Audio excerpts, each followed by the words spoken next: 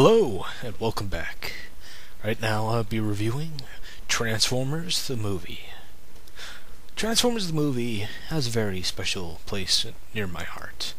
It is probably the first instance of anything Transformers I've seen, and it is glorious. This is what got me into Transformers. Surprisingly, I didn't have any this was years ago, little kid, conceptions of Transformers, the plots, the stuff before it. I caught it on TV or had a VHS tape of it and watched it and lost it. Memory's a blur, but what I remember of it being fantastic. And for some years later, I think it was 2003, 2004, around there, early 2000s, YTV, our Canadian cartoon channel, was having a Transformers marathon. This was a big thing. The Transformers came back full blown with the new Armada series. Slightly before that, we had Robots in Disguise, and before that, we had Beast Machines. Beast Machines, that's going to be a fun topic to talk about. In the future, of course. In the future. Near future. Sigh. Anyway, Transformers the movie, I first saw it, and of course it was the TV edited version, because very infamous line I'm going to repeat, of course, because I'm not much of a prude when it comes to language. Shit, piss, fuck, cunt, cocksucker, motherfucker, tits. Anyway, Transformers movie blew my mind. The animation was gorgeous, the scope, the music, everything, all around was fantastic. It just had this encompassing scope of just totally sucked me in. It was just pure movie magic. It was something glorious.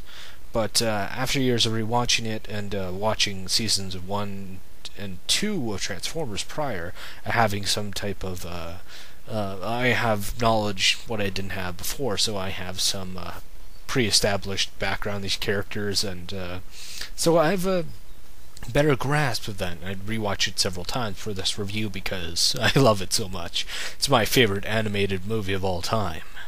But now it is. I don't know what before. Now let's get started. All I can say is, wow, this it starts off in the year of 2005, which is kind of funny because the film came out in '86.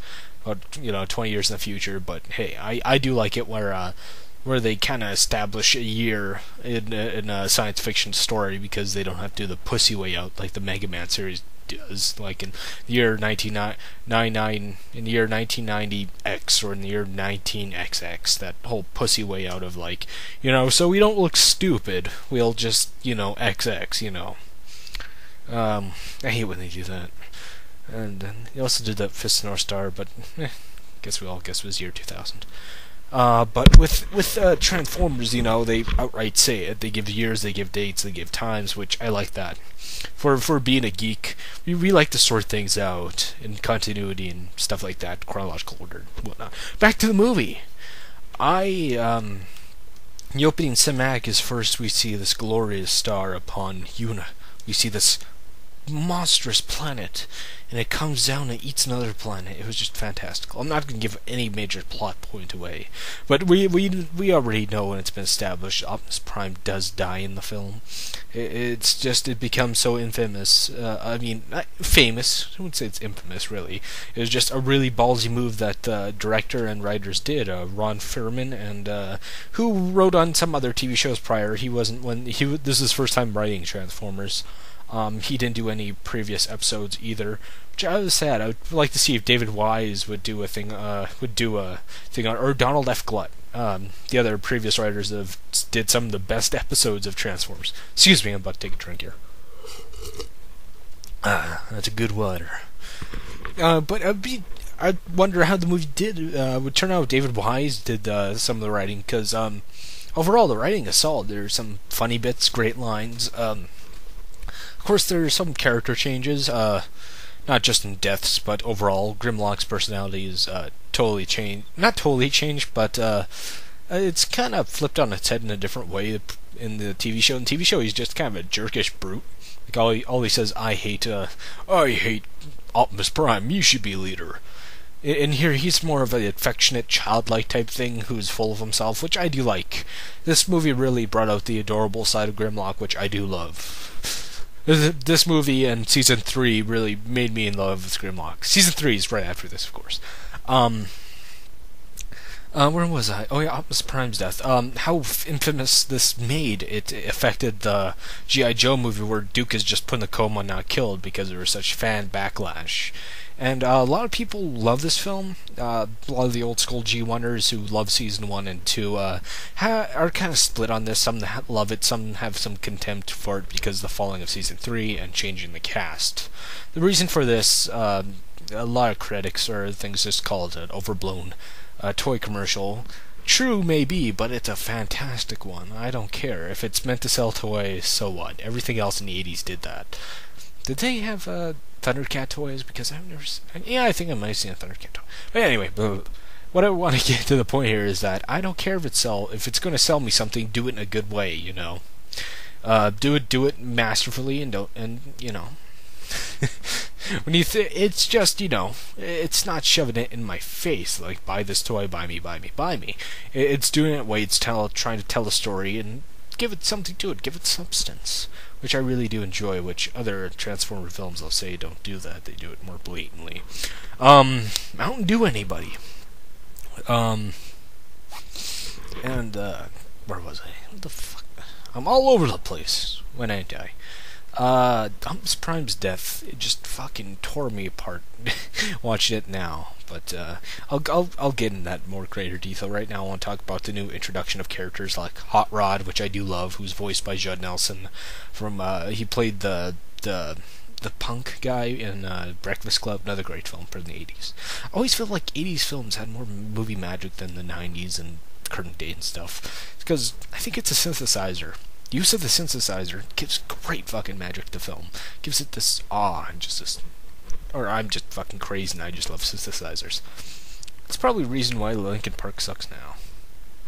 Doing that new hard rock. Anyway, fuck, I'm not scatterbrained at all, ain't I, folks? Where was it? Oh yeah. Hot Rod, who's a great character, which they had to change his name to not to Rodimus, is just later on that they couldn't coin or trademark Hot Rod, so they had to come up with a new character, Hot Shot, later on series, like Robots in Disguise and the Unicron Challenger, Armada, Energon, Cybertron. Hot Shot's not that bad either. He's just he's kind of a fusion of like Bumblebee and Hot Shot, yeah, whatever. And he's a great character. I think he latches onto, and he really gets a lot of the broad side of the stick by the G1 fans, the purists, because you know he takes the reins of leader at the end of the movie in season 3 and 4. Well, not 4, most of season 3 and end of 3. We get some changing back to normal status quo. But we're introduced more characters like Daniel, Spike's son, and I like that. I love that when characters ages in shows, because you know something like The Simpsons or King of the Hill did that. I just hate sliding time scales. That shit pisses me off. It's probably another reason why I'm a major Dragon Ball Z fan, because you know the characters age in not real time, but in time in itself. You know at their own pace, which is a lot better than, you know, they're perpetually stuck in stagnation. Like Simpsons. Except they're shit now. I'm making a lot of friends with this video. Other things I want to get across.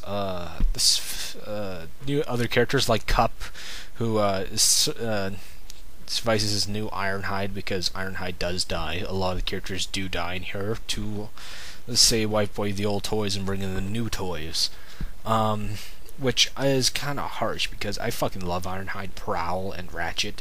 Not so much Brawn. Brawn was a bit of a prick to Mirage and other characters. Didn't really care for Brawn.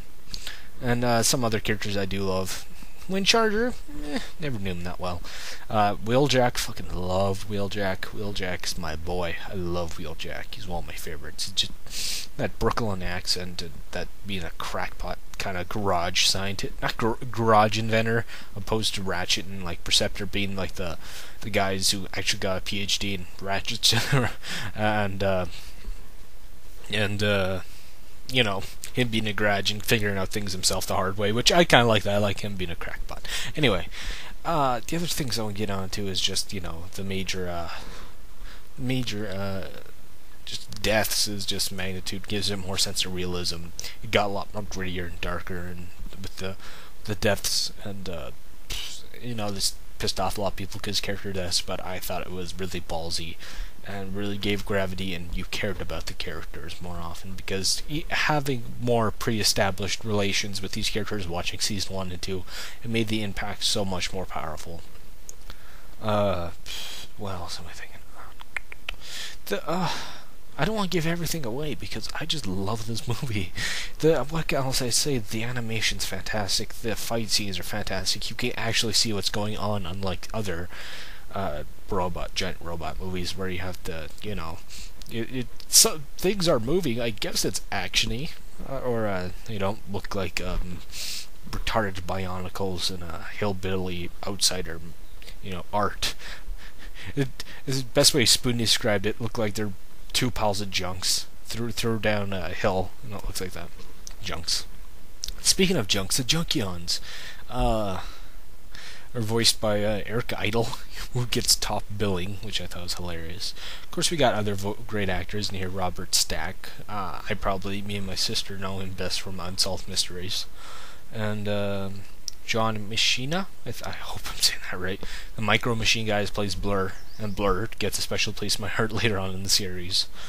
New characters. Ultra Magnus, who in some other continuities, Robert Stack voices Ultra Magnus. In some other continuities is brothers with Optimus Prime, which is kind of neat because they look very similar, and a lot of toy versions of Ultra Magnus is just repainted of Optimus Prime, but white, which I think is incredibly lazy. Hasbro is notorious for repaints and recoats, and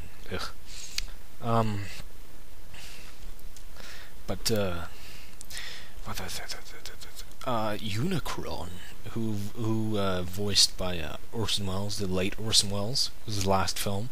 He had no idea what the fuck he was doing at the time of doing the recordings.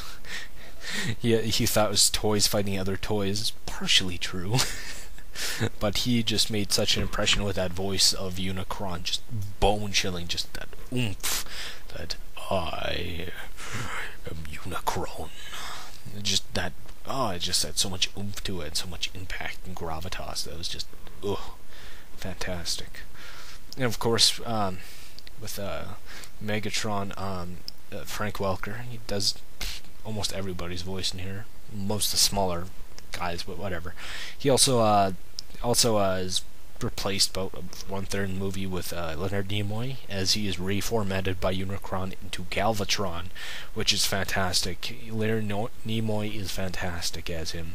He has that growly voice, which is really, I think, really started the whole thing of Megatron not having that raspy, cold voice, is raspy voice, you know, I am Megatron. I am Galvatron. I'm sorry, a little congested. That whole deep growly voice, you know, the whole thing where who the fuck voiced Megatron in the live action movies?